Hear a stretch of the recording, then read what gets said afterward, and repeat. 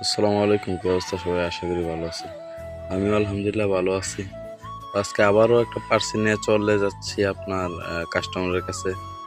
তো কাস্টমার দাঁড়ায় রইছে ২ মিনিট যাবৎ আমার জন্য। আমিও চলে আসলাম কাস্টমারের কাছে। এই তো আইসা কাস্টমারের হাতে পার্সেলটা কাস্টমারকে পৌঁছায় দিলাম।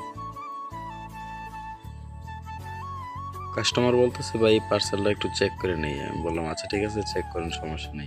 কারণ এটা চেক করে নেওয়ার অনুমতি আছে যেহেতু আপনি চেক করেন, সমস্যা নেই।" কাস্টমার আবার খুলতেছে। খুলতে রেপিং খুলতে কইতেছে যে, "ভাই পাতলা কাগজ দিছে কিরে? টেয়াটা বেশি নাকি তা? এত কাগজ দেয় কি লিগা? কমায় টমায় দিতে পারে না?" ভাই ওই চেক দিতেছে কাস্টমার। তো কি জানি ছিল আবার পইড়া গেছে নিচে। এটা আবার তুলছে কাস্টমার, তুললে আবার মুচা টুচা রাখছে। রাইখা করে চেক দিতেছে।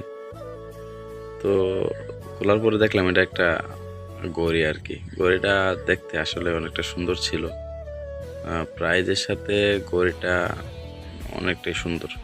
যেমন প্রাইস, ওই ঘড়িটা প্রাইস থেকে আরও অনেকটা ভালো আরকি। অনেকটা সুন্দর হইছে। তো চেক দিল কাস্টমার যে ঠিক আছে কিনা। তো হাতে পইরা দেখলো আরকি ঠিক আছে, পার্সেল ঠিক আছে। বলল, "আচ্ছা ঠিক আছে ভাই, পার্সেল তো ঠিক আছে।" কাস্টমার বলতেছে, "আচ্ছা ঠিক আছে ভাই, পার্সেল যেহেতু ঠিক আছে, টাকাটা, বিলটা কত?" আমি বিলের কথা বললাম। উনি বলতেছে, "আচ্ছা ঠিক আছে, বিকাশে পেমেন্ট করি।"